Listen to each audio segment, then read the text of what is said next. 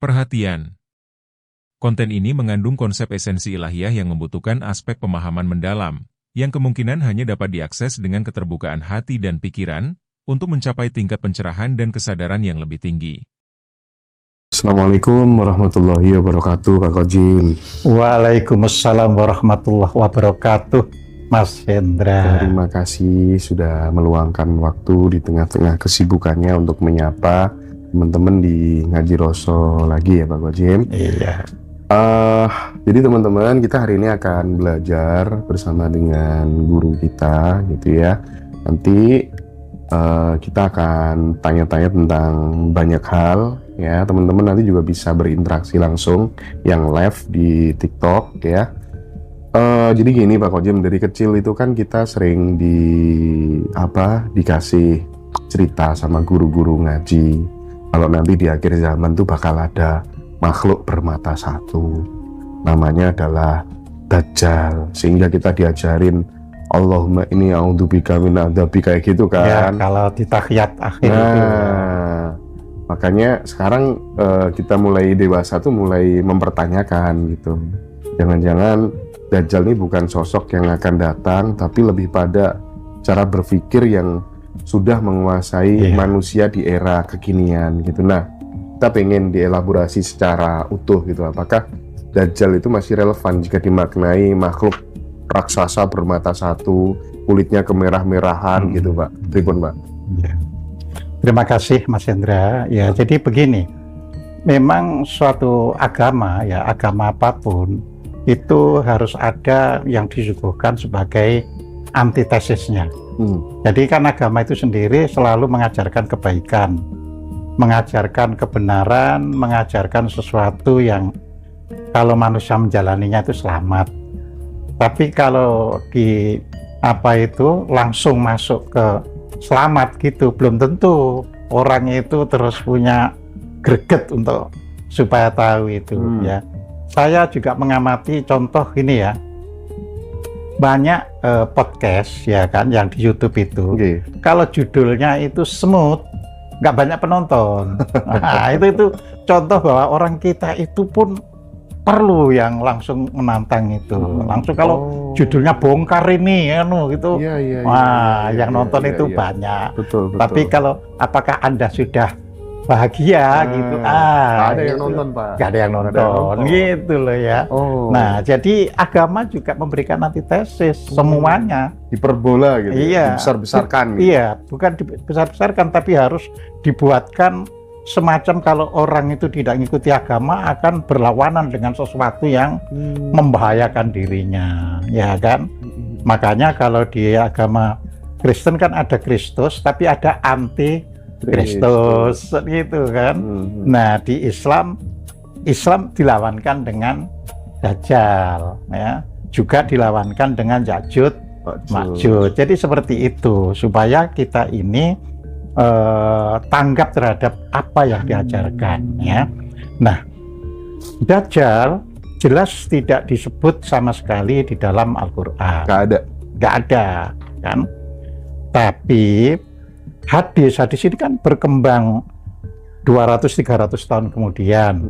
Tentu dalam kehidupan masyarakat ada hal-hal yang dari sana, dari sini, ya kan. Terus, itu yang namanya Nabi sudah punya pemberitahuan, sudah punya firasat, itu namanya Dajjal. Nah, seperti kita doa tahiyat akhir, ya kan. Kan kita tahu bahwa kalau kita mempelajari asal-usulnya sholat sederhana sekali ya, cuma gerakannya yang utama, lalu konsep seperti iktidal membacanya ini, rukuk membacanya itu, kalau sujud begini ya, terus kalau tasyahud ya akhir, nah di situ diberi ada doa, ya kan. Jadi berdoa berlindung dari Masihid Dajjal ya. Nah, kan di situ dirangkep ya. Jadi berlindung dari siksa kubur, min adzabil kubri ya. Dan Masihid Dajjal ya. Al-Mahdi wal Masihid Dajjal ya kan. Nah, jadi di sini ya kan orang tentu akan bertanya apa itu Masih Dajjal. Ya, kata Masih di situ itu kan orang yang menjelajah. Jadi Dajjal yang istilahnya itu menjelajahi dunia, ya kan, terus dilawankan dengan kepentingan umat Islam untuk kebaikan.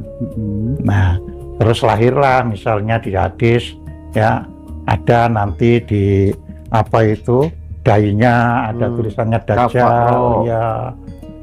Jadi di situ kemudian itu karangan manusia semua udah. Lah kita tidak ke sana, tapi lahirnya kan kita tahu 300 tahun kemudian. Oh ya, okay. Ya kan?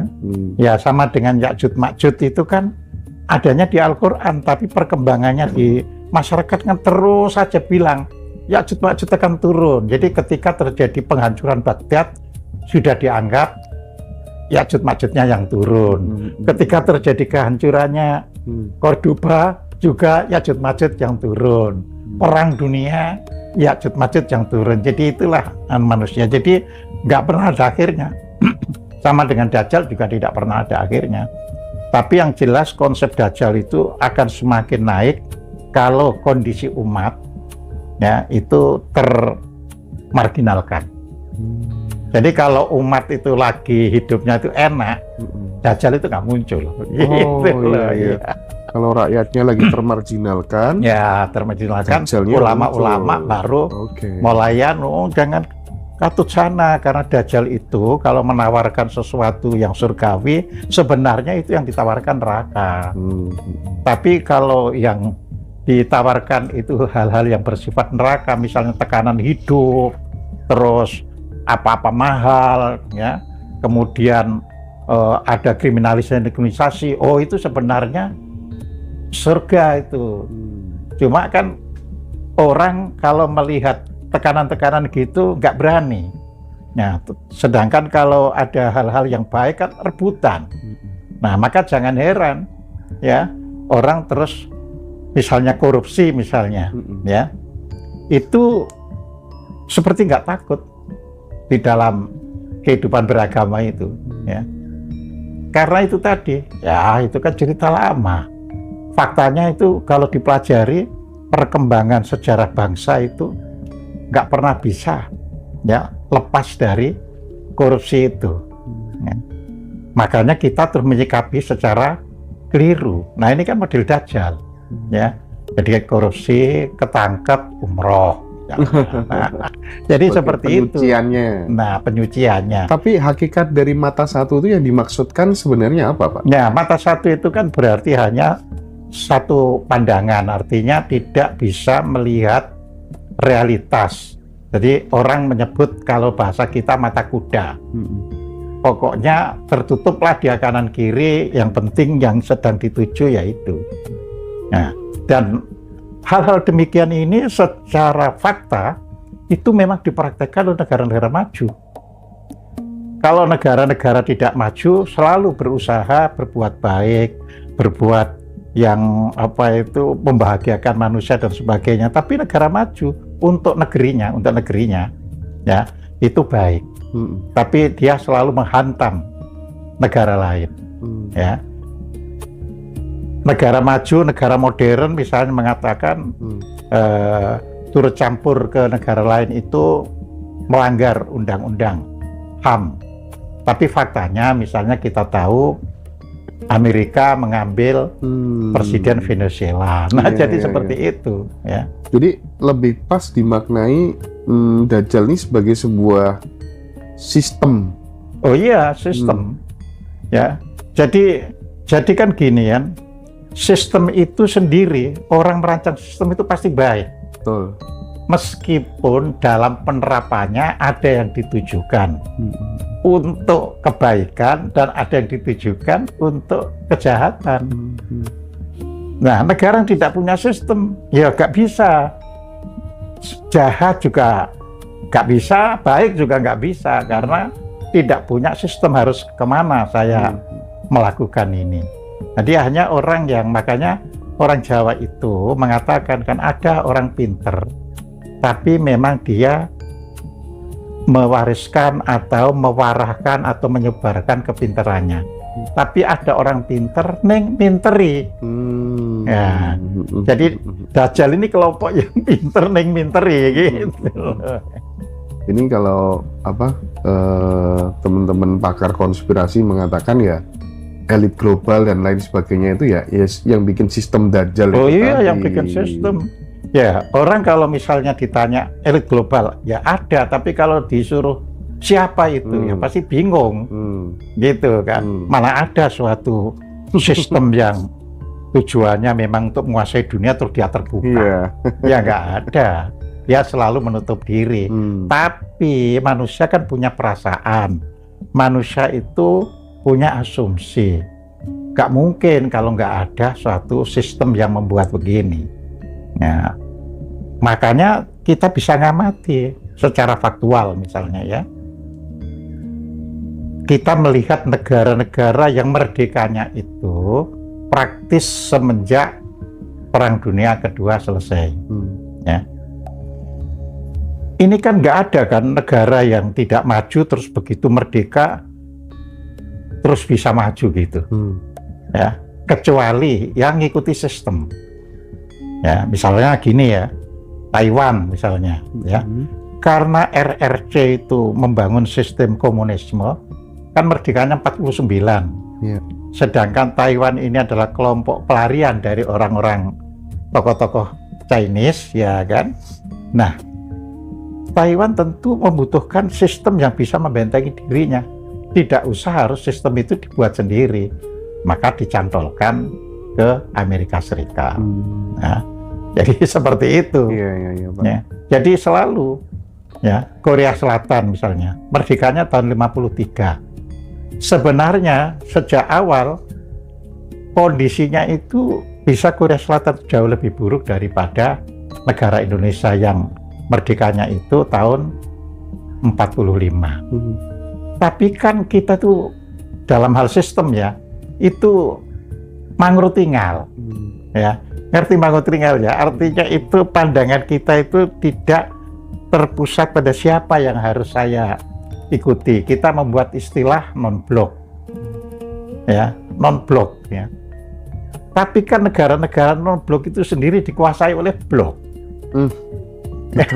Jadi kan gitu. Jadi kita berpijak pada non-blok, maksudnya ya sudahlah, nggak ikut barat, nggak ikut timur. Akan tetapi negara-negara non-blok itu sendiri dikuasai oleh kekuatan blok. Ya. Nah, tinggal pinter-pinteran ngebloknya ke siapa, kan gitu kan. Kalau pinter bisa melihat ya bisa maju. Ya. Kayak misalnya kita lihat Vietnam. Kan jelas dia itu kalau blok ya blok timur itu jelas kan. Tapi kan dia dalam faktanya, dalam pergulatan dunia, Vietnam itu ya dekat dengan Amerika Serikat. Ya. Jadi akhirnya mereka bisa punya tujuan jangka panjangnya itu untuk maju, pelan-pelan bisa. Tapi kalau kita ini mangrutingal ke kanan, ke kiri enggak. Kalau ke kiri dipepet-pepet sedikit ke kanan, kalau ke kanan dipepet sedikit ke kiri, jadi nggak jelas ya.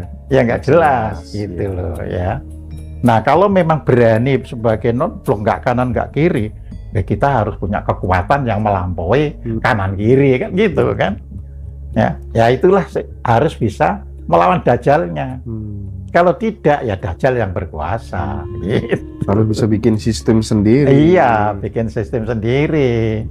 Ya. Jadi di zaman sekarang ini sebenarnya sudah nggak relevan lagi ya Pak Kojem, kita menunggu atau takut munculnya Dajjal dan lain sebagainya sama sekali sudah harus dibuang. Tapi yang aneh nih, waktu masih kecil guru-guru kita mengajarkan, nah ini yang selamat nanti Dajjal tuh nggak bisa masuk kota Mekah dan Madinah, ada kayak gitu loh Pak. Iya. Nah ini gimana nih, siapa yang ngarang cerita ini? Loh, tentunya kan begini kan, mereka kan menganggap kota Mekah itu kota suci. Ya kan, walaupun istilah pengertian suci itu ya sebenarnya berbeda pengertiannya dengan kata kalau di dalam bahasa Arabnya itu kan haramain, dua kota haram kan gitu kan. Nah, tapi kan pemaknaan haram itu di satu sisi berarti sebenarnya yang terlarang, tapi di sisi lain itu artinya suci. Nah, orang begitu dikatakan suci itu beda image-nya dengan kalau itu dikatakan kota yang terlarang.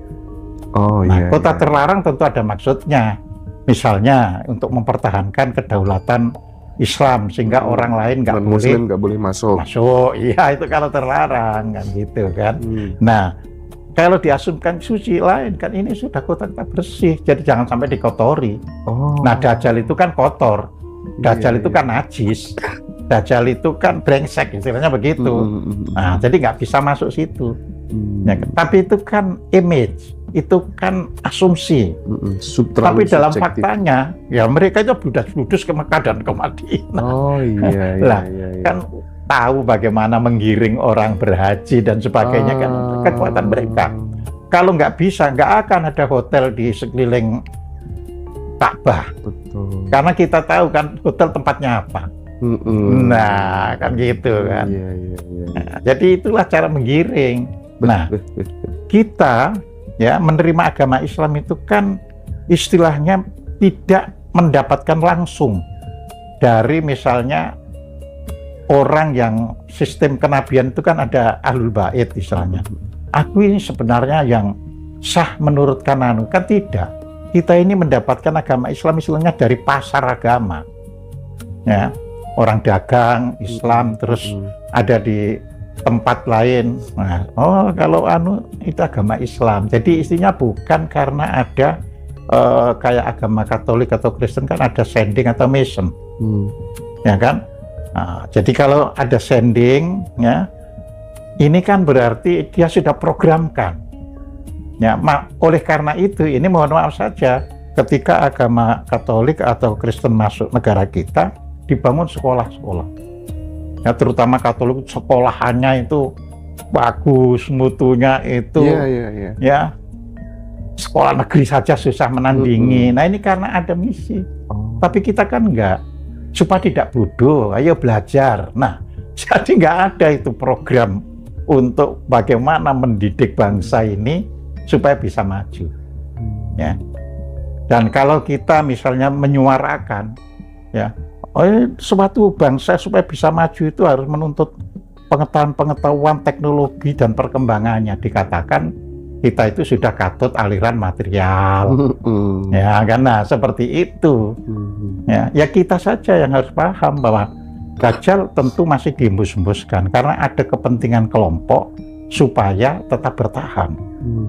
Ya, kalau bangsanya Dajjal itu tidak dipercaya orang, ya nasibnya orang yang jadi pengajar-pengajar agama itu juga bisa hilang. Kasian, gitu ya. Mereka punya anak, punya keluarga. Mereka punya anak, harus dinafkahi dan sebagainya. Ya, kita bisa lihat nggak jauh-jauh, Mas. Masa Orde Baru itu kekuatan agama itu tidak semasif sekarang. Karena Pak Harto dalam Orba itu salah satunya kan pemerataan pembangunan, terus penyebaran ekonomi, itu distribusi ekonomi supaya baik, ya kan? Nggak terlalu masif, ya penyebaran agama itu. Jadi lebih masifan sekarang ya? Sangat. Gitu. Tapi kan gimana pun juga makin kesini teman-teman banyak sahabat tuh udah mulai sadar Pak. Maksudnya tuh bayangkan aja ya, pemerintah juga sekarang kemarin tanggal 13 Juli menetapkan sebagai hari kepercayaan. Ya. Nah itu kan juga sebagai bukti bahwa pelan-pelan pemerintah juga mengamini ya, gitu kan, maksudnya tidak kebenaran itu tidak milik satu agama tertentu gitu loh maksudnya. Sekarang tuh lebih memberikan ya kan pembelaan terhadap teman-teman di penghayat kepercayaan, majelis luhur kepercayaan dan lain-lain gitu. Termasuk kemarin aku lihat Pak Kojim juga sempat menghadiri acara itu kan. Ya, menghadiri, memberikan sambutan. Bagaimana memaknai peristiwa ini menurut Pak Kojim? Iya, jadi begini. Hari kepercayaan ini ya kita bersyukur istilahnya sebagai anak bangsa. Jadi adanya pengakuan-pengakuan terhadap kedaulatan ya bangsanya sendiri. Ya kan kedaulatan itu ada kedaulatan di bidang ekonomi, Ada kedaulatan di bidang politik, ada kedaulatan di bidang budaya. Nah, berarti di sini ada kedaulatan di bidang budaya, ya. Sehingga pelan-pelan itu tumbuh, ya. Tetapi kemarin itu kan baru bersifat peraturan menteri. Baru permen ya? Iya, jadi belum kepres. Ya. Oh. Ya, tapi kita sudah bersyukur, gitu loh. Tinggal bagaimana membawa sesuatu yang sudah mulai diakui, tapi pengakuan itu akhirnya ya legitimate.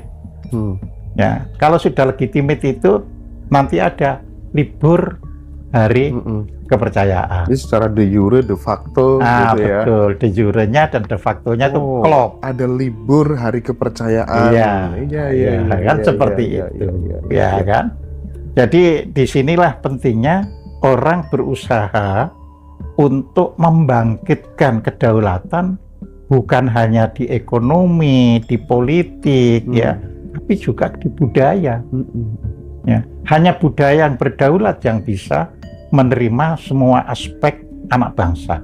Tapi gimana dengan misalnya Pak Ahmad Khojem ini kan seorang tokoh intelektual Islam, tapi kenapa justru membela orang-orang kepercayaan? Itu gimana menjawab itu? Iya, membelanya itu bukan membela apa itu istilahnya itu adanya satu kelompok, tapi adanya HAM terhadap manusia. Itu hak orang punya kepercayaan itu. Nah, orang yang betul-betul memahami agama dengan benar, ya, ajaran Islam sendiri kan sudah menyatakan rahmatan lil alamin. Jadi dengan konsep itu bukan hanya omon-omon kita. Oh iya, dia juga kepingin rahmatan lil alamin. Jadi harus kita akui keberadaannya. Ini yang penting. Ya, negara yang maju itu kan karena bangsanya itu bisa mengakui yang lain dan merasa sama-sama satu bangsa. Nah, ini yang ini. Kalau kita tidak mengakui yang lain, ya Pancasilanya gugur. Kan di situ ada ketuhanan yang Maha Esa, ada persatuan bangsa, ya, persatuan Indonesia, ya. Nah, jadi di situ. Jadi kita ini harus bisa membedakan ya mana yang bersifat privat untuk diri kita, mana yang untuk publik. Jadi saya beragama Islam itu privat. Iya. Jadi sehingga orang yang beragama lain itu juga privatnya. Privat dan privat tidak bisa melakukan kooptasi atau penekanan. Nah, maka kita harus publik yang kita terima. Makanya ada ruang privasi, ada ruang publik. Nah, jadi di situ. Nah, bangsa ini harus dididik. Ya, bahwa hidup ini memang ada di dua ruang, ada ruang privatnya, ada ruang publiknya, ya. Dan itu dalam aspek tindakan pun ada, misalnya, ya kan, di negara-negara yang maju misalnya, karena merokok dianggap membahayakan kan berarti publik, ya kan. Tapi orang merokok itu kan privat. Nah, makanya disediakan tempat. Boleh merokok, tapi itu disediakan. Nah, jadi di situ, ya kan. Nah, jadi saya ikut bersyukur ketika anak bangsa itu bisa membuka dirinya, bisa melihat bahwa bangsa Indonesia ini terdiri dari berbagai macam agama, aliran, dan kepercayaan. Nah, jadi di situ. Nah, oleh karena itu kita berikan wejangan juga, ya. Karena menurut penjelasan salah seorang tokoh agama Buddha, tokoh agama Konghucu, ya di Indonesia itu sering ada peraturan pada saat hangat-hangat dikeluarkan itu jalan. Tapi setelah 2 tahun atau apa gitu tidak jalan. Ya. Contoh kata dia, mula-mula orang Konghucu boleh menikah dengan sesama Konghucu, ya, melalui istilahnya itu lembaganya. Tapi kemudian karena Konghucu pada waktu itu terus hilang dari dalam fakta, bukan dalam undang-undangnya ya, dalam fakta itu hilang dari pengakuan, nggak bisa. Harus mengikuti mendaftar misalnya lewat agama Buddha atau apa. Nah, hal-hal seperti itu masih di Indonesia ini masih seperti ombak. Kudune nek wani ojo wedi-wedi. Lah iya, nek wedi ojo wani kan gitu kan. Nah, tapi jadi, melihat itu Pak Kojim, apa tuh namanya, dari permen melihat atau bagaimana Pak Kojim meyakini kira-kira ini bakal naik jadi kepres nggak sih? Beresiko nggak sih untuk seorang Prabowo yang masih pengen maju lagi sementara masyarakat mayoritas itu adalah masyarakat Muslim, nanti jangan-jangan orang Islam nggak usah deh, nggak usah pilih Prabowo, orang ini dia bela kepercayaan gitu, agama nggak jelas, agama ateis, nggak punya nabi, nggak punya kitab suci, nggak punya Tuhan gitu, gimana? Iya, saya tentunya melihat sesuatu itu berdasarkan pergulatan di dunia, ya kan. Kalau misalnya seorang pemimpin Indonesia saat ini terus pola pikirnya itu model yang lalu, ya dia akan merugikan sendiri, akan juga merugikan bangsanya. Ya, bagaimana misalnya Arab, terus akhirnya membolehkan perempuan itu boleh nyetir, ya, perempuan boleh melepas jilbabnya, tapi masih diberikan itu ruang khusus. Nah, itu karena melihat pergulatan di dunia. Zamane. Iya, zamane. Wus zamane, gitu loh ya. Jadi kita sekarang harus melihat, ya, terutama pandangan anak-anak muda, ya, ternyata beda ini dengan yang tua-tua. Nah, maka perlu kita rintis, gitu kan. Nah, cuma saya kemarin juga menyampaikan itu tadi saya katakan sebagai wejangan, ya, ini harus ditata sebagai sistem. Jadi bukan hanya sekedar diakui, ya, penghayat kepercayaan sekedar diakui, tapi dalam prakteknya itu susah. Ya, contoh pada zaman Orba tahun 78 kan disahkan mimbar kepercayaan setiap hari Rabu malam. Tapi kan implementasinya betul di masyarakat kan nggak ada, karena nggak ada sistem yang menopang. Jangan terkesan formalitas saja, harusnya turunan-turunannya itu sampai nanti ke, misalnya kalau di sekolah itu ada mata pelajaran pendidikan agama Kristen. Nah ini juga harus masuk dong ke kurikulum. Iya, itu kemarin bagaimana juga saya jelaskan. Karena kepercayaan itu kan sangat beragam. Ya, istilahnya di Indonesia saja sekarang ini yang secara resmi itu terdaftar 164. Ya, ini kan sangat beragam. Maka saya minta dibuatkan sistem istilahnya pelajaran budi pekerti. Setuju. Nah, budi pekerti ini kan implementasi, jadi bukan sekedar bagaimana orang berbuat baik, tapi bagaimana menjadi warga bangsa Indonesia dalam membela bangsanya. Jadi tidak kelihatan ini masalah kepercayaan, gitu loh. Tetapi inilah ajaran kepercayaan, ya. Bagaimana manusia harus bisa menerima agama lain. Jadi bukan karena sesama Indonesia tidak boleh kan, karena agamanya berbeda dengan aku jauh sana, kan tidak boleh. Jadi interaksi antar agama bagaimana. Budi pekerti itu begitu, gitu loh ya, bukan sekedar kalau hormat orang tua gimana, lah itu tempo dulu, gitu loh. Kalau sekarang itu membela negara, bagaimana interaksi sosial, bagaimana kalau duduk di pemerintahan, nah itu budi pekerti semuanya.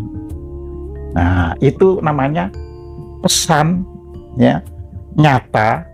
Tapi orang akhirnya bisa nerima, iya, toh itu kan di budi pekerti memang harus bisa menerima orang lain. Nah, jadi orang kepercayaan akhirnya kalau mendirikan tempat ibadahnya atau tempat syariahnya nggak ada yang ganggu. Betul. Nah, jadi di situ, Mas. Tidak didatangi ormas yang pakai surban itu ya. Nah iya, gitu loh ya. Tapi untung Borobudur dibangun di waktu itu Pak, sebelum ada ormas-ormas itu ya. Andai kata dibangun sekarang, waduh digeruduk sama. Nah iya.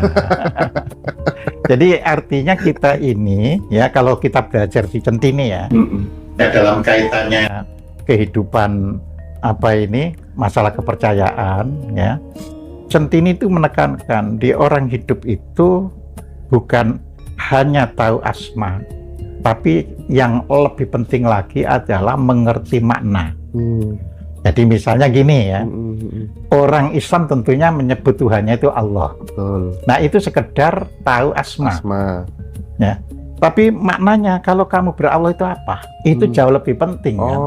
Daripada sekedar tahu asmanya. Ya. Nah di situ dikatakan kan, maknanya ya misalnya kamu menyadari sepenuhnya bahwa hidupmu itu sepenuhnya tergantung pada Dia. Kamu hanya merawat supaya tetap hidup. Tapi itu sebenarnya dari sana. Jadi kebenaran real itu yang diangkat. Gitu. Oke, ini nih menarik.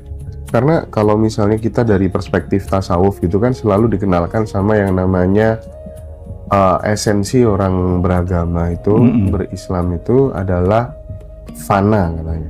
Fana billah gitu. Nah, lebur. Nggak ada dua aku di situ, yang ada hanyalah satu aku. Tapi kan nggak mungkin Tuhan nggak ada, mesti kitanya yang nggak ada gitu. Nah, bagaimana Pak Kojim menjelaskan kepada adik-adik kita apa sih yang dimaksud dengan fana itu dan bagaimana menerjemahkan makna fana ini dalam kehidupan nyata sehari-hari, Pak? Ya, jadi begini Mas Hendra ya. Kita kalau sekolah itu kata fana itu dari kecil itu sudah diajarkan. Dan fana itu sebenarnya oleh guru-guru juga diajarkan dengan sederhana, tapi sebenarnya mengena. Yang salah kan bagaimana mengimplementasikan dalam kehidupan, itu yang salah ya, atau yang kurang. Ya. Jadi guru sudah menjelaskan anak-anak ini semua fana, terus dijelaskan buktinya apa, bisa rusak. Sementara. Ya sementara, ya kan. Jadi tapi kalau kita itu sudah diajarkan dengan itu tadi suatu sistem yang benar, ya kan? Loh, diri kita ini selamanya fana. Misalnya apa? Kita itu merasa bayi ketika dilahirkan. Tapi sekarang kamu tidak masih punya perasaan bayi, kan tidak ada. Ya, berarti perasaan bayi kita itu dulunya real, tapi sekarang ternyata sudah tidak ada. Tumbuh jadi kanak-kanak, ya kan? Kanak-kanak itu real ketika kita ngalami. Tapi orang yang sama ketika sudah beranjak menjadi remaja, hilang itu kanak-kanak. Nah, inilah yang harus dijaga kontinuitasnya dengan baik. Karena kita ini fana, gitu loh. Ya, kita bukan kekal. Ya, kalau kekal, ya sudah saya remaja. Aku kepengennya remaja titik. Lu nggak bisa nggak bisa ganti, ya kan? Nah, tapi kan tidak. Faktanya itu remaja pun akhirnya menjadi dewasa. Iya. Makanya itu ya disebut fana ya. Nah, jadi fana ini harus dipahami dalam implementasinya. Jadi berubah. Iya, perubahan ini merupakan eksak, merupakan kepastian, keniscayaan. Tapi kok dikait-kaitkan sama meleburnya sang aku kecil dengan aku besar tuh gimana, Pak? Loh, iya kan gini kan. Ketika orang itu menyadari kan, oh saya ternyata sudah nggak punya sifat bayi lagi, oh saya ternyata sudah tidak kanak-kanak, oh saya sekarang ternyata sudah jadi orang tua, ya kan. Nah, proses ini kan tidak terus ada dua yang secara sains, ya karena ada yang dari luar itu nganu kamu, kan tidak, kan semua itu ada pada dirimu. Sehingga Tuhan yang selama ini dikatakan Tuhan ada di dalam diri, tapi kan tidak terimplementasikan. Tapi begitu kita mengimplementasikan, ya apa itu ketika saya menyadari kefanaan saya, ketika saya menyadari keakuan saya, menyadari kehadiran saya, itu kan artinya sudah lebur antara sosok yang dipetakan di luar diri ya dengan dirinya. Nah, sekarang Tuhan dan dirinya itu ya udah. Ya, jadi kalau saya berbuat baik ini, apakah bukan karena hidayah?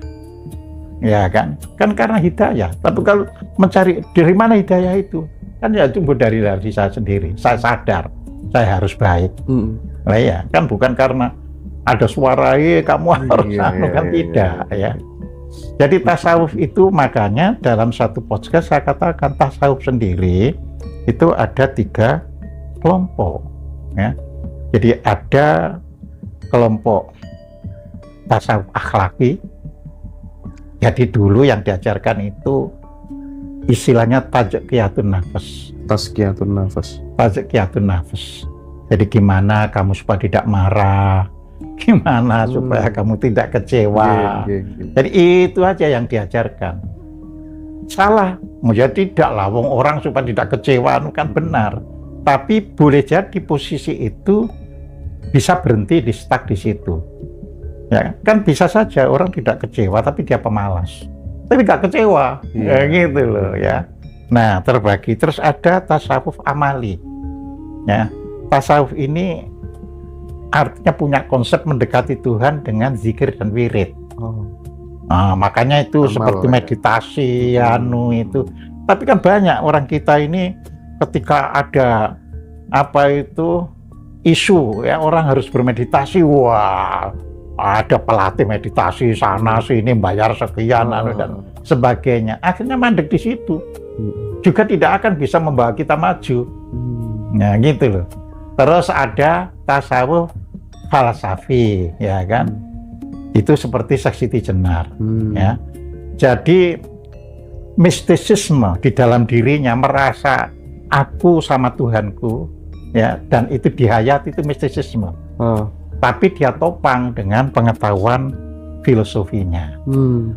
Kenapa aku yakin aku dan Tuhan itu satu adanya? Kan ditopang oleh filosofinya. Nah, yang ini sebenarnya bagus, tetapi sulit mencari pengikut. Makanya dibilang sesat. Gitu loh. Karena ya.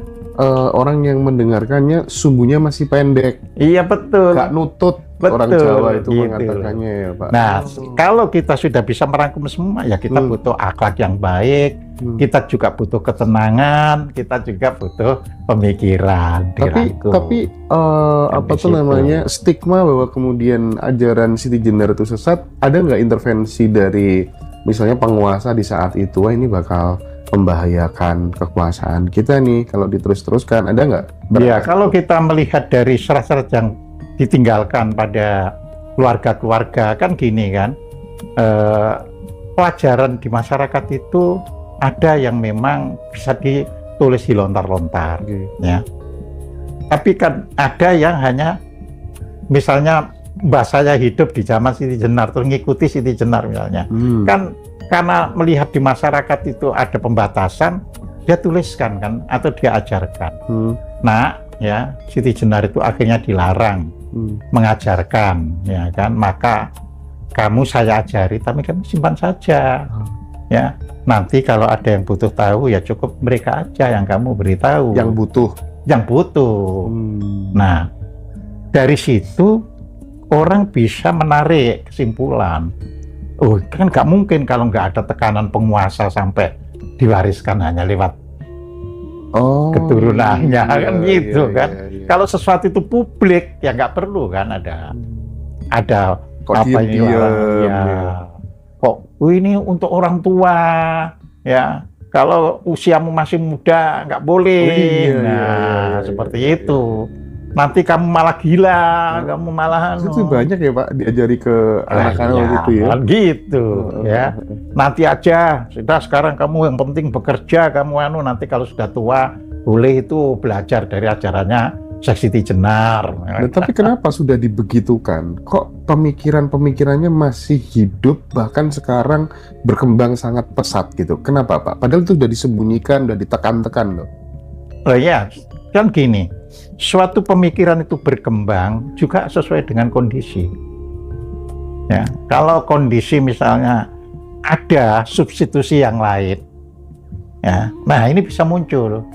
Tapi kalau kondisi lagi pressure di sini, ya ini nggak bisa muncul. Jadi di situ kayak kita amati sekarang ini kan, habis kasus ini, tapi terus ini muncul substitusi yang lain. Ini tuh, ya, ketutup, ya. Kita misalnya, ya, ini real karena kita tidak memasalahkan persoalannya, tapi kejadiannya. Itu kita bisa melihat kasus ijazah yang asalnya tinggi sekali, tapi begitu ada kasus apa itu 74 kilogram emas. Iya, iya. Hilang ini. Jadi seperti itu Mas, gitu loh ya.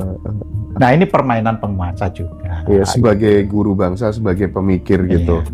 Apa sih yang ingin panjenengan sampaikan gitu biar lembaga penegakan hukum kita tidak tidak orang Jawa bilang gelut terus gitu kan ya. Harusnya kan ada sinergitas, ada konsolidasi yang memang benar-benar tumbuh dari ruang hati masing-masing gitu ya. Atau memang sengaja dibegitukan sama presidennya gitu. Atau memang ini murni pertarungan geng Solo dengan kubu Pak Prabowo atau seperti apa? Bukan Mas, jadi kita melihatnya itu kan tidak bisa sepotong. Kita harus melihat pola yang terjadi sejak Indonesia merdeka. Nah, ketika siapapun yang dianggap sebagai tokoh, kalau negara kan berarti tokohnya itu, tokoh utamanya adalah presiden. Betul. Ya kan, karena disebut paling tinggi. Ya. Nah, ini kita lihat ya. Ketika Indonesia itu merdeka, kalau kita melihat Bung Karno menyatakan kan kemerdekaan itu jembatan emas. Artinya secara pribadi ya, saya bisa memperkirakan gitu kan, punya cita-cita untuk membangun bangsa yang maju, yang hebat, yang tidak kena jajahan neokolonialisme, imperialisme ya. Tetapi dalam faktual ini kan harus kita lihat sistem ya. Jadi secara sistem ternyata ini yang diutak-utik terus, jadi nggak pernah terwujud ada ya. Seperti itu tadi kan, misalnya kembali ke Negara Kesatuan Republik Indonesia, yaitu itu bulan Agustus tahun 1950 ya. Untuk sampai di sini hal yang benar ya, Negara Kesatuan Republik Indonesia, karena negara kita ini terdiri dari pulau-pulau, jadi harus dinyatakan sebagai satu kesatuan ya. Mengapa tidak milih negara federasi misalnya ya, karena budayanya saling tidak bisa tabrakan antara yang satu dengan yang lain itu. Nah, kalau federasi itu kan paling tidak ada konsep-konsep yang bisa kita dukung bareng ya. Nah, maka kan di sini sistem itu yang tapi kan kita tahu tahun 1950 hanya bisa menghasilkan yaitu terjadinya pemilu pertama ya kan. Ya. Nah, artinya cita-cita ini terbentuk ya, pemilu pertama. Tapi kan setelah pemilu pertama ini kan harus ada hasil. Kenapa tidak ada hasil? Yang namanya lembaga legislatif itu kan orang ya, ada yang dari Arab misalnya, itu Islam yang harus masuk. Nah, yang dari golongan komunisme ya kan. Cita-cita kita itu ya betul-betul merakyat, sosialis. Nah, akhirnya kan nggak pernah lahir konstitusi ya gitu loh. Maka sebagai manusia, Bung Karno yang tadinya punya pandangan ya bahwa kemerdekaan jembatan emas, kalau gini ya udah kembali aja ke Undang-Undang Dasar 45 ya kan. Tapi kan ternyata juga tidak bisa kembali, maka sampai diberi yang namanya Usdek, Manipol Usdek. Loh, ini katanya sudah kembali kan mestinya nggak butuh ini. Apa itu Pak? Usdek? Ya, Manipol Usdek kan manifesto politik Usdek ya. Undang-Undang Dasar 45 ya. S-nya sosialisme terpimpin, D-nya demokrasi terpimpin, E-nya ekonomi terpimpin ya kan. Nah, semuanya menjadi terpimpin ya. Runtuh kan sebenarnya makna dari Undang-Undang Dasar 45 tadi. Nah, kalau misalnya andai kata nanti dikembalikan Pak, Presiden aware Prabowo sadar gitu. Bisa jadi ini 2029 nanti pemilihan presiden itu tidak langsung dipilih oleh rakyat, tetapi bisa representasi wakil rakyat. Bisa jadi itu enggak? Bisa saja, itu kan masalah kekuatan politik. Bukan masalah apa-apa. Tapi itu menurut panjenengan lebih ideal sesuai dengan harusnya memang Indonesia kayak gitu atau gimana? Bukan begitu. Seharusnya kan kalau harus idealnya kan tidak harus langsung kembali. Kalau manusianya bisa dipercaya semua, karena ini kan ya sudah, tinggal apa sih amandemen yang keliru? Yang keliru diperbaiki kan gitu kan. Kalau kembali itu kan bisa sama dengan membalikkan ke angka 0. Gitu loh. Tapi kan itu semua adalah murni kekuatan politik. Nah, kekuatan politik kita ini kan tadi terdiri dari orang-orang, dan orang-orang ini punya dukungan dari negara-negara sono, negara sini dan sebagainya. Gitu loh ya. Nah, cuma kita bagaimana sebagai anak bangsa kita ini bisa membangun kebersamaan? Ya, pertama harus ada tekad dari seluruh anggota legislatif, ya kan? Itu betul-betul memiliki konsep pembangunan yang teratur. Ini kan hilang, dulu kan sudah ada kan namanya garis-garis besar haluan negara, GBHN. Iya, GBHN itu kan sebenarnya nggak boleh dihilangkan, disempurnakan, ayo kan gitu kan. Kalau menghilangkan itu kita kehilangan lagi itu. Jadi jangan, itu kan orde baru GBHN itu. Nah, ini cara berpikir yang salah. Kehilangan titik nol. Iya, kita ke titik nol lagi. Akhirnya jalannya nggak tahu lagi mana yang harus di. Jadi harus dilihat. Iya. Nggak ada keberlanjutan ya. Iya, keberlanjutan sambil ada perbaikan-perbaikan. Kan gitu kan. Kemarin itu 5 tahun yang lalu ada kurangnya di sini. Nah, terus ya. Nanti kalau itu disadari, berarti kan itu menyangkut tatanan di pemerintahan.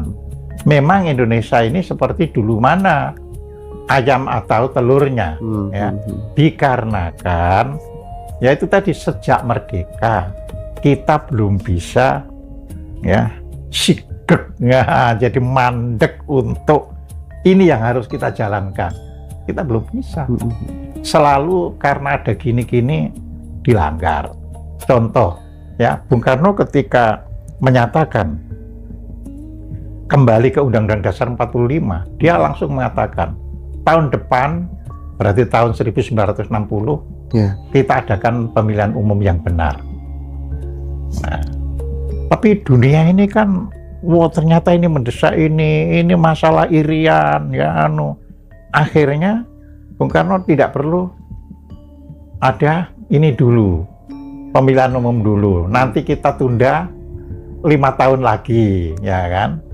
Nah, ini kan artinya kita tidak bisa melangkah ya tangga itu dengan baik karena sudah dicanangkan, ditiadakan.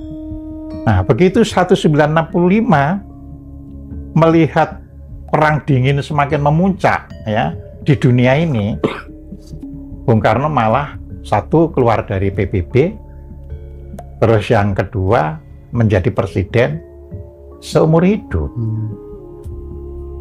Nah, Bung Karno kan tidak berani, enggak, saya nanti gimana, sudah tapi kan dia terus mengikuti kekuatan politik yang ada. Gitu loh. Oke. Nah, tapi saya tetap menyarankan bangun pendidikan yang baik. Akarnya di situ ya. Loh, itu akar. Ya. Pendidikan yang baik itu kurikulumnya itu bukan bergonta-ganti, tapi berkelanjutan dan dievaluasi. Kekurangannya apa, diperbaiki. Ya, itu diperbaiki terus. Itu namanya berkelanjutan. Gitu. Ya. Baik Pak Kojim. Tapi sekarang gini, yang paling penting sekarang adalah kita ini seolah-olah kayak disuguhi kayak pemerintah bentar lagi bakal naikin semua pajak, diweden-wedeni terus. Harusnya kan pemerintah itu idealnya menjaga harkat, derajat dan martabat masyarakat atau rakyat atau warga negaranya gitu. Tapi yang terjadi sekarang justru malah kebalikannya gitu. Maksudnya itu kayak ditakut-takuti, nanti bakal ada kalau pakar-pakar konspirasi itu mengatakan gitu ya, nanti harus divaksin lagi, virus lagi, pajak dinaikin, masyarakat kelas menengah akan dibikin bawah, jadi jurang nanti cukup yang elit sama yang paling bawah aja bakal dikasih MBG semuanya, susah cari kerja gitu. Pak Kojim, kita ini kan manusia bertuhan gitu ya di Nusantara ini gitu. Bagaimana sih kita itu bisa terhubung terus dengan Tuhan sehingga mau ada apa-apa aja kita tuh kok selalu dilalah, kok selamat, kok bejo, kok gak kene gitu. Nah itu kalau rumusnya panjenengan ngasih tahu teman-teman yang muda-muda harus gimana biar terhubung terus sama Tuhan. Oh iya, jadi kan gini ya, masih ingatkan pada podcast yang lalu saya kan mengatakan dalam kehidupan ini ada fenomena umum, khusus, ada fenomena khusus. Betul. Ya kan? Betul. Fenomena khusus itu bisa berkaitan dengan geografi, ya, bisa berkaitan dengan orang. Ya. Nah, Indonesia secara geografi, ya, ini memang punya fenomena khusus. Ya. Jadi satu, letaknya di Katulistiwa. Ya. Terus kedua, memiliki luasan laut di dalam negara yang terbesar di dunia. Ya. Karena kita ini 7/10 adalah lautan. Laut lah ya.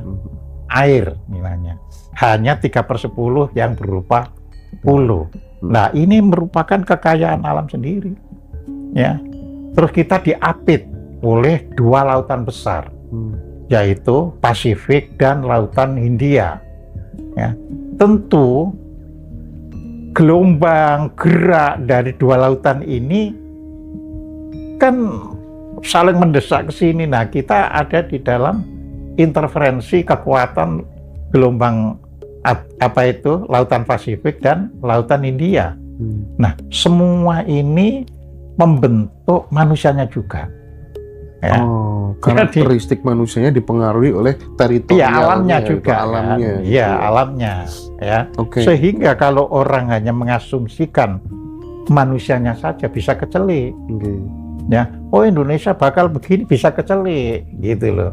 Makanya saya mengatakan, ya ada time lain. Saya percaya bahwa generasi muda sekian tahun lagi akan bangkit. Ya, karena sudah tahu geografinya kan gitu kan. Ya sama dengan kalau kita bepergian kan, misalnya ke kota, ada orang yang sekedar aku kepengen tahu kota sana, ya kan. Tapi kan ada yang aku ke kota sana, bagaimana ke bisnis di kota itu, bagaimana kalau saya punya rumah di kota itu. Nah ini kan beda ya.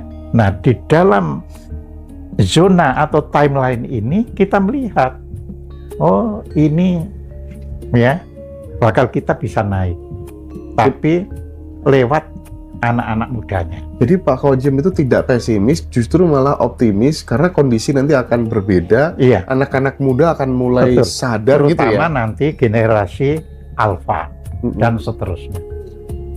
Ya. Karena bisa kita amati pola-pola anak ini sekarang, gitu loh ya.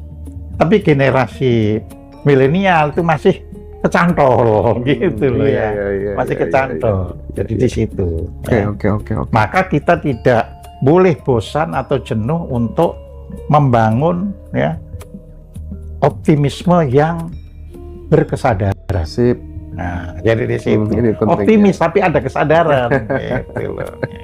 Optimis tapi realistis juga ya. Optimis dan realistis. Gitu. Nah, aku pengen kembali nih soal beragama lagi ya Pak Kojim ya. Ini karena ini penting banget. Orang tuh ya kalau sudah beragama Islam kayaknya nggak lengkap gitu kalau nggak kalau nggak datang ke Ka'bah gitu. Padahal kalau kita ngaji secara hakikat gitu golek ono guru sing ora iso mati.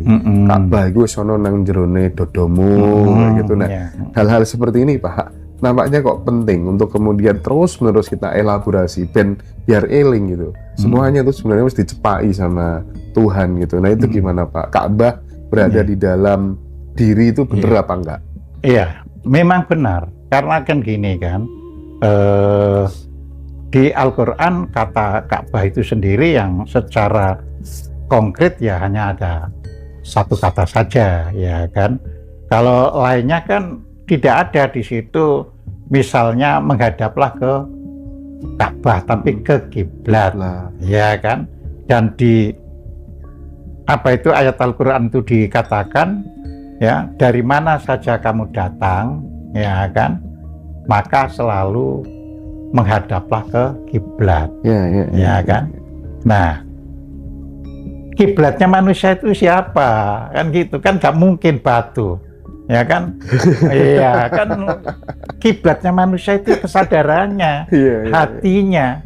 Nah makanya dalam serat-serat kuno, ya hati manusia, hati batin loh ya, bukan hati lahiriah berupa daging itu.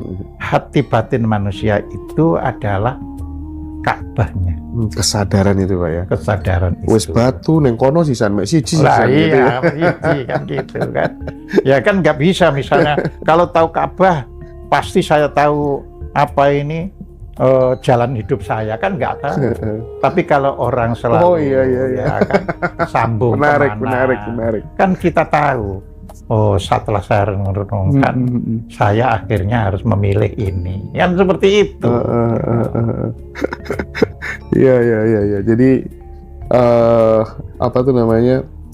Ternyata Ka'bah itu adalah simbol atau pusat kesadaran yang ada di dalam diri manusia. Iya, dan diri itu manusia. Yang punya tidak hanya orang Islam aja teman-teman. Semua jenis manusia dengan agama apa aja punya. Iyalah, wong Al-Quran kan juga membuat perumpamaan dari mana saja kamu datang, ya kan? Ya, maka hadapkan wajahmu ke kiblat. Lah kalau di tengah hutan datang, mana ini kiblatnya kan juga tahu. Tapi orang dengan tenang hatinya, akhirnya ketemu. Wah, ada jalan keluar di situ. Nah, jadi di situ gitu loh. Kan kalau kita dulu sama guru-guru diajarin Tuhan itu lebih dekat daripada urat nadi. Ya, itu Al-Quran surat 50 ayat 16. Terus kenapa kamu masih nyari-nyari di mana-mana gitu ya? Bahkan kamu harus umroh sampai 7 kali. Ada loh Pak, orang tuh hobinya ke Ka'bah tuh sampai 7 kali, berapa kali. Banyak orang. Tapi yang kanan kiri tetangganya miskin nggak diurus Pak. Iya, dia hanya biar kelihatan. Ya, itu yang pernah saya sampaikan kan.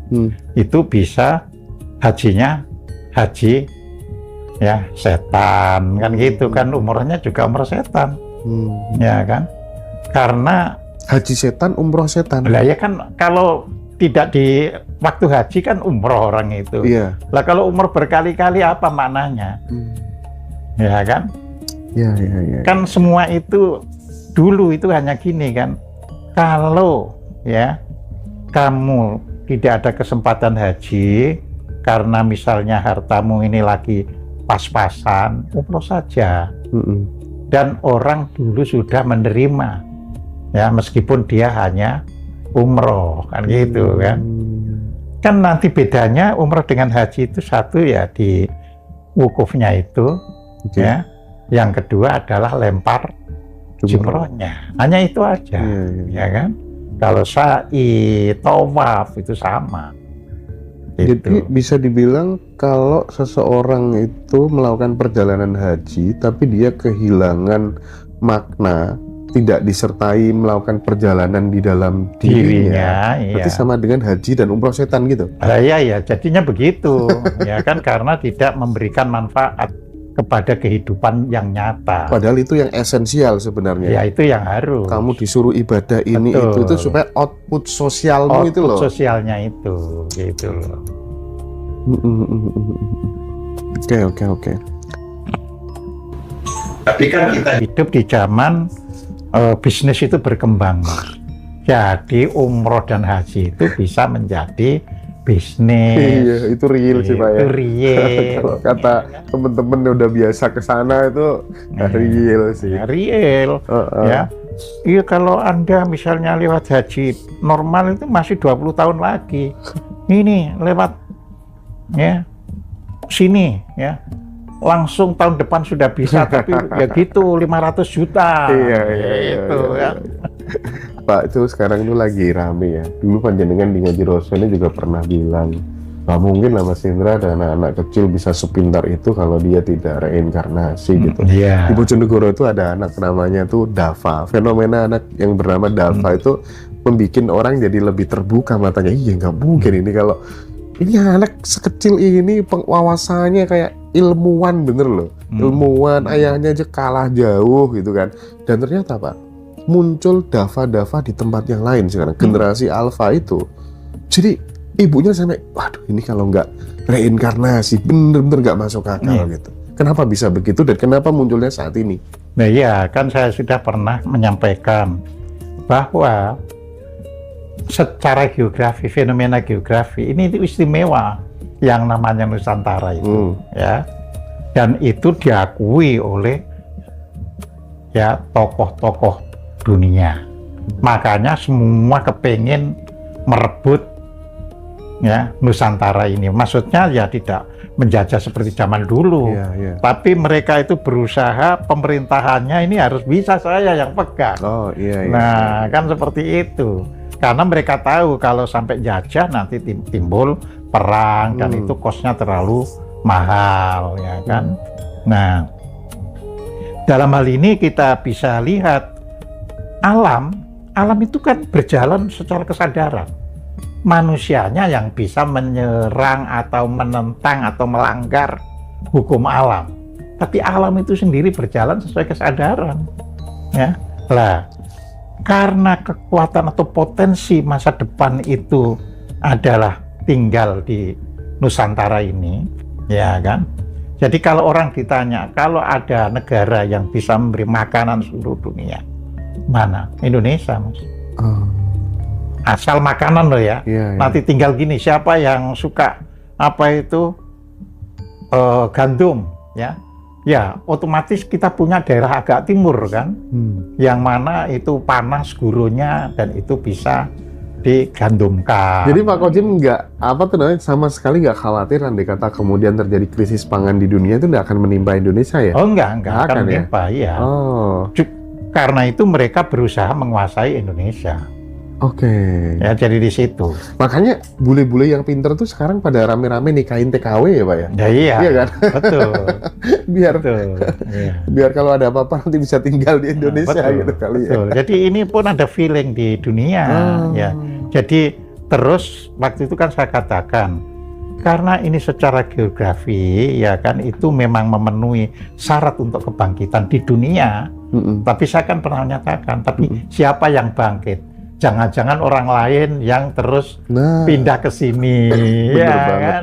Yang orang sininya sendiri tersisih, kan? Ngemper akhirnya. Iya, kan dia tidak perlu jajak, aku kawin kok dengan Anda. Terus dibawa oleh saudaranya, ya sudah, jadi warga negara Indonesia saja, ya kan? Terus jualan agama. Ya jualan agama, jualan kepandaian yang lain dan sebagainya. Jualan air. Nah, tapi alam itu juga menyediakan selalu antitesisnya, Mas. Makanya 50% ya anak-anak cerdas itu dilahirkan di Indonesia. Jadi satu hari ini misalnya ada 1.000 orang anak cerdas itu yang 500 itu di Indonesia. Kenapa tidak menunggu nanti? Ya kan sesuatu itu bangkit tidak harus bangkit dulu terus diberi. Biarin aja dia kan. Paling tidak jadi celotehan, jadi pantesan banyak ibu-ibu yang sekarang bilang, aku heran, anakku tuh omongannya kok kayak orang tua ya. Biarin gitu aja, ya kan nanti kan terus mapan pelan-pelan. Gitu. Dengan sendirinya ya, memori DNA leluhur itu sekarang muncul kembali. Makanya Pak Kojim selalu optimis dengan bangsa ini. Selalu optimis. Ya. Mengapa saya selalu optimis? Karena dalam hidup saya sendiri, ya. Mengalami hal-hal yang seperti itu, gitu loh ya. Jadi kadang apa yang ingin saya raih susah, tapi ya udahlah, ditawari orang. Jadi seperti itu. Iya, gitu, ya. Jadi saya percaya, iya pasti ini sesuai dengan kondisi fenomena geografinya. Ya. Teman-teman, jadi saya pengen kasih kesempatan juga buat teman-teman untuk interaksi langsung dengan Pak Khodjim, tanya-tanya, monggo, semuanya bebas tanya. Sambil saya minum. Supaya bisa terjadi dialog interaktif gitu ya. Kita sharing, mau ketemu sama beliau, karena beliau nanti juga akan ngisi di tempat lain habis ini. Sementara kami nanti juga akan segera balik ya ke Jawa Timur. Nah, ini ada salah satu akun, beliau menyedihkan atau ibaratnya tuh kayak resah. Kenapa? Karena di Nusantara ini anak-anak SD sudah dipaksa wajib jilbab. Pripun responnya Pak Khodjim? Iya, jadi gini Mas, kenapa ada pemaksaan itu dan berhasil? Itu dulu yang kita pertanyakan, ya kan? Satu yang digarap ini kan tatanan sosial. Jadi ketika di lingkungan SD itu ya lahir komunitas-komunitas yang istilahnya itu Arabisasi, ya dia dipaksakan berjilbab. Ya. Sekarang ini secara pertumbuhan itu kita juga harus jujur melihatnya sebelum pandemi. Jadi kita nggak usah jauh-jauh. Sebelum pandemi dengan sekarang, mana yang lebih cepat pertumbuhannya? Sekolah umum atau pondok pesantren? Yang lebih cepat itu pondok pesantren. Ponpes. Iya, ponpes sebelum pandemi itu sekitar 27.000. Sekarang naik 43.000. 43.000. Dari 27.000, 43.000. Ya. Apa motif dari grand design itu? Loh, kalau itu tadi kan kalau orang-orang kita ya tidak mampu lagi mengelola tempat tinggalnya istilahnya, ya orang itu kan masuk. Tadi kan bisa ya satu cukup menikah dengan satu orang di sini tapi dia punya saudara kan. Sudah ternyata enak di sana, kamu nggak usah jadi warga negara ganda, masuk saja jadi warga negara Indonesia. Cari duit gampang. Cari duit gampang. Yang penting kamu kelihatan agak ganteng, pakai sorban. Sebaliknya kan sekolah umum semakin berkurang karena ada desa ini ya dijadikan proyek. Maka SD-nya ditutup, SMP-nya ditutup karena nggak ada yang sekolah di situ. Kadang nggak sekolah di situ itu juga karena dia lebih tertarik dengan itu tadi gara-gara doktrin agama itu tadi, sekolahkan di sekolah yang agama. Banyak loh Pak, SD yang tutup gara-gara itu. Iya, jadi sekolah agama kan dibuat murah. Iya. Ini kan bayar apapun. Nah, orang kan real. Kalau ada yang murah sama yang mahal ya kan, mahal itu artinya perlu dana ini itu dan sebagainya ya orang ya kalau itu masih masuk akal. Cuman masalahnya meninggalkan sekolah SD itu bukan karena biaya, karena memang takut kehidupan setelah mati. Itu banyak Pak di kampung kayak gitu. Iya, tapi intinya nggak ke situ. Ya intinya sekolah SD dan pesantren itu ya sebenarnya secara kegunaan sama saja. Ya, kamu lulus pesantren sudah bisa ngaji, akhirnya ya sama dengan SD tapi dia nggak bisa ngaji, kan gitu kan? Iya. Ya, jadi akhirnya ya dan di pesantren juga diajari berhitung, diajari ini plus agama. Oke. Ya kan? Nah, ini ada tanya lagi nih, Pak Khodjim dari mana dasarnya mengatakan bahwa anak-anak cerdas tuh lahir di Indonesia gitu? Mohon pencerahan. Oh ya, gini. Saya juga istilahnya bergaul dengan orang-orang yang memiliki kualitas sebagai pembina anak-anak indigo. Ya. Jadi orang-orang ini kan memang punya yayasan untuk menghimpun anak-anak indigo. Lalu dia lihat per kota perkembangan anak indigo itu berapa, terus dilihat di luar negeri. Ya, lalu dikaitkan juga dengan yang namanya IQ, ya kecerdasan secara ini rata-rata di negara itu. Ya. Nah, kalau negara Israel misalnya, sebenarnya IQ-nya itu ya nggak tinggi amat, kalah jauh dengan apa itu Singapura. Oh, Tapi sistem yang dibangun di Israel itu untuk menguasai dunia. oke. Ya, jadi kita tahu akhirnya sebenarnya dari IQ-nya cuma segini. Nah, tapi di Indonesia ini banyak anak-anak yang sudah bisa melampaui dari yang di Tapi luar tidak negeri. disupport sama sistemnya. Nah, tapi Nggak disupport sama kompatibel. ya. Iya. Ya, Indonesia anak-anak itu dapat penghargaan angkasa. Ya kan? Yang bekerja di X-Space punyanya Elon Musk itu yang merancang rumah di Mars anak Indonesia. Wih. Ya. Terus yang apa ini memasarkan angkasa itu juga anak Indonesia, ya kan? Oh, iya. Ya, dulu zamannya Pak Habibie itu sudah banyak yang kita bekerja di NASA dulu. Cuma kan pemerintah kita hanya ngambil satu orang dan itu Habibie gitu kan. Ya, tapi sebenarnya bukan satu-satunya gitu. Jadi sekarang Olimpiade Sains aja yang sering juara anak-anak Indonesia Iya. kan ya? Iya. Tingkat SD apa Iya, gitu seluruh jadi dunia. dari teman-teman itu, jadi saya nggak ngarang gitu loh. Dia sendiri menyimpulkan kita ini kalau saben tahun kita cek ya IQ di dunia, terus kumpulan anak-anak cerdas ya, kita itu 2 kalinya. Itu kan artinya 50% itu lahirnya itu di kita gitu loh. Daripada yang diedarkan di dunia. Cuma saat ini anak-anak ini yang pakai kan luar, Mas. Geng. Oh iya. Ya, itu jangan lupa. Ya. Banyak anak-anak kita langsung dapat beasiswa, langsung di luar. Ya.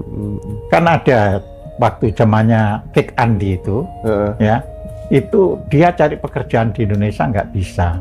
Tapi dia bisa jadi GM di Swiss. Nah, contohnya seperti itu. Ya. Ada Pak Bagus Mulyadi, Profesor Bagus Mulyadi. Dosen di Inggris ini. Iya, ya kan, dia bisa jadi dosen di Nottingham, itu universitas yang top. Tapi di sini nggak payu, loh kan gitu loh ya. Maka ya teman-teman semuanya jangan takut. Sebenarnya kita punya potensi. Ya kayak buku-bukunya Panjenengan di Harvard, universitas mana aja coba ya, betul ada gitu kan. Ya. Jadi kita dorong terus ya. Justru ini waktu bukan untuk kita banyak berdebat dan bertanya, tapi waktu kita mendorong ya untuk kemajuan. Jadi bertanyalah untuk kemajuan. Ya, nanti kita bisa maju kan gitu kan. Pak Khojim, apakah benar bahwa agama itu hanya produk pemerintah bentuk belenggu untuk rakyat agar bisa diatur, bukan turun dari langit seperti yang dikatakan Tan Malaka? Ya, Tan Malaka itu kan menjawab secara spontan, ya kan. Tapi yang jelas agama itu tumbuh ya karena zamannya, ya. Jadi orang tidak beragama itu ya puluhan ribu tahun yang lalu. Nah, tetapi agama baru muncul dan itu tercatat secara inskripsi, ya kan? Itu di Timur Tengah. Yaitu sekitar 2000 tahun sebelum Masehi. Kalau dipanjangkan sedikit, maksimal itu 3000 tahun sebelum Masehi. Agama itu ada.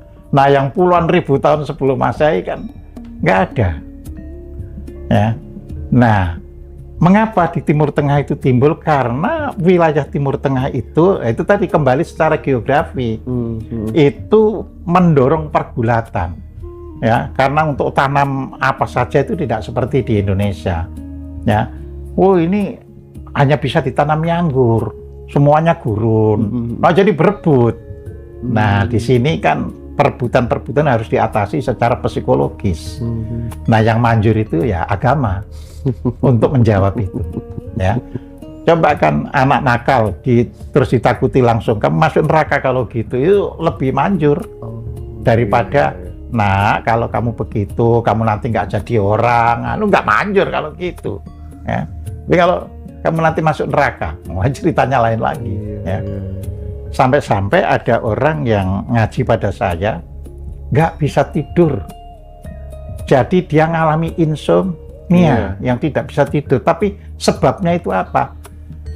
Kalau tidur takut mati masuk neraka. Jadi itu loh saya tanya, lu kenapa kalau tidur takut mati masuk neraka? Soalnya saya keluar dari jamaahnya, terus diancam oleh jamaahnya, ya kamu kalau mati itu masuk neraka, sehingga nggak bisa tidur, sebab kalau tidur takut. Nah seperti itu gitu loh ya. Ini panjenengan dulu mulai sadar, mulai nggak takut neraka, mulai ini tuh waktu sekolah di mana Pak? Pas waktu apa Pak? Gini, kalau ya itu tadi kan ada fenomena khusus. Fenomena saya itu dari awal memang nggak punya rasa takut gitu-gituan. Itu fenomenanya. Ya, tapi saya senang ikutkan ke pesantren segala.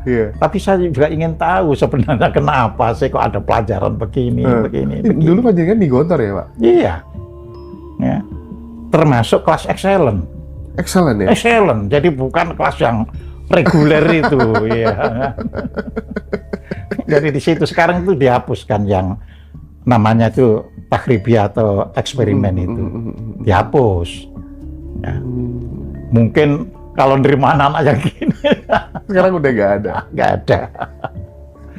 Jadi reguler aja yang ada. Iya. Jadi khusus orang anak-anak yang itu ya, IQ-nya di atas rata-rata tuh taruh di excellent semua. Taruh dulu, di ya. gitu. Kalau sama itu Cak Nun duluan mana dulu? Oh dulu dia. Oh dulu Cak Nun ya. Dia. Cuma kan Cak Nun itu dari lulus SD terus ke sana.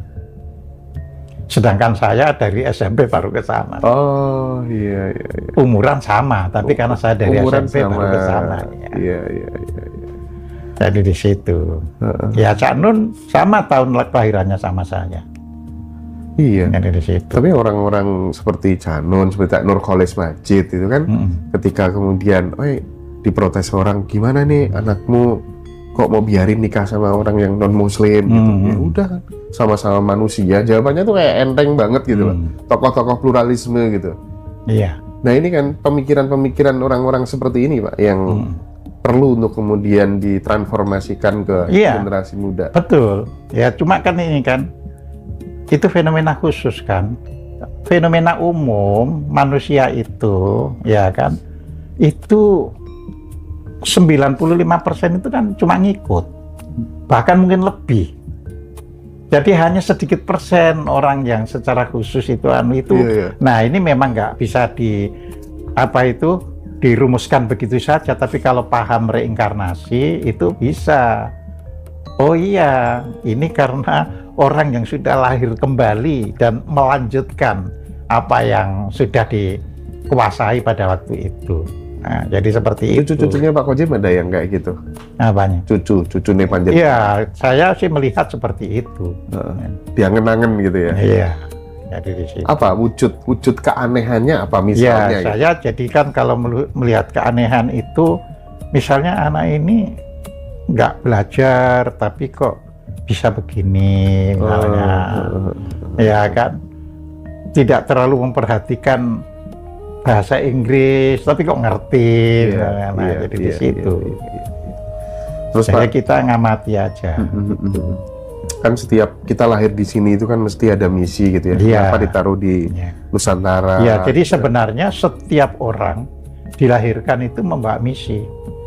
Entah misi hanya sekedar untuk lingkungannya, atau memang untuk dunia. Misi itu kita milih sendiri atau udah paket dari sananya? Enggak. Tadi manusia pertama itu kan lahir itu ya misinya misi untuk ngisi kehidupan. Tapi dalam perjalanannya kan manusia itu akhirnya ada di tempat yang gersang, ada di tempat yang alamnya ini. Nah, mulai ada di tempat yang banyak kemiskinan di daerahnya, misalnya. Kemiskinan dan itu kan nggak mungkin terus orang misalnya dilahirkan di Eskimo misalnya, terus tidak ada misi untuk menjaga Eskimo, kan nggak mungkin. Tujuannya kan keseimbangan mungkin ya Pak. Keseimbangan. Seluruh alam ini butuh keseimbangan. Betul. Jadi makanya saya tanya lah, kalau manusia itu baru lahir dari satu orang, bukan dari multi region, ya nggak ada yang ngisi di darah dingin. Kepengen mati, ya kan, bisa pecah. Iya. Istrinya Pak Takdir Ali Sabana itu yang orang Jawa. Dan berikutnya ini kan yang terakhir kan orang Inggris, ya kan. Yang orang Jawa itu pas diajak belajar ke sana, pas Amerika musim dingin pecah itu pembuluh darahnya, meninggal. Jadi kita itu harus mikir itu gini, loh ya kok ada ya orang siap tinggal di Eskimo yang sekian minus derajat, ya kan? Jadi seperti itu. Ya kan nggak ada orang aku tak nyoba hidup di sana, ya nggak ada lah. Orang itu nyoba itu selalu nyoba di tempat yang baik.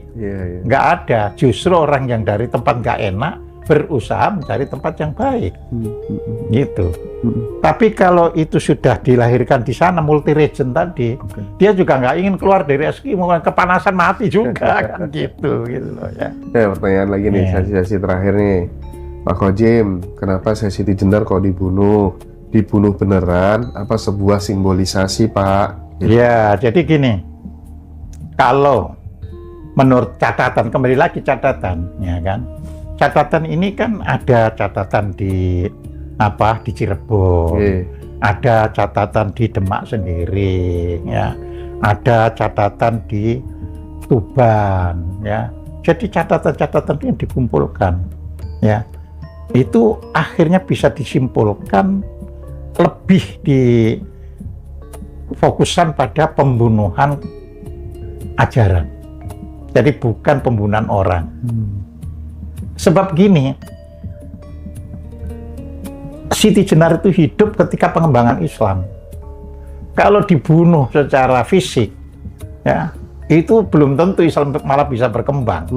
Karena orang-orang yang anti kan langsung melakukan gitu. Nah, tapi kalau ajaran kan bisa. Dia misalnya Anda nggak bisa. Tapi selama ini orang menganggap Siti Jenar tuh bukan orang ini, Pak, bukan orang Nusantara, Pak. Kalau penemuan panjenengan gimana? Nah, itu ada dua juga, ya kan?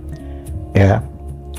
Suatu hari datanglah orang yang bisa channeling ya ke rumah saya. Ya. Jadi mohon maaf itu saya datang, ya. Jadi sambil untuk memberikan pengetahuan tentang Siti Jenar.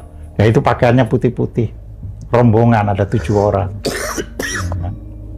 Nah, jadi dia mengatakan justru saya harus tetap nulis Siti Jenar, tapi harus diketahui itu asli orang Demak. Nah, tapi yang mengikuti sistem kewalian, itu kan masih keturunan dari Arab, gitu. Nah, di masyarakat tentunya yang menang ya yang paling banyak bisa menyebarkan itu. Isu itu, gitu. Yang paling masif penyebarannya siapa ya itu yang menang. Iya, kan gitu. Makanya sejarah ditulis oleh pemenangnya. Nah, betul. Maka sejarah ditulis oleh pemenangnya. Oke. Pak Kojim, izin bertanya bagaimana pendapat Pak Kojim tentang lahirnya Imam Mahdi? Iya, Mahdi itu bahasa Arab kan, artinya bisa orang yang mendapat petunjuk, tapi sekaligus dia menunjukkan. Maka dia itu imam, artinya menjadi pemuka, jadi manusia pemuka yang bisa memberikan petunjuk. Ya. Nah, secara personal tentu terkait dengan aliran atau kepercayaan yang dipeluk.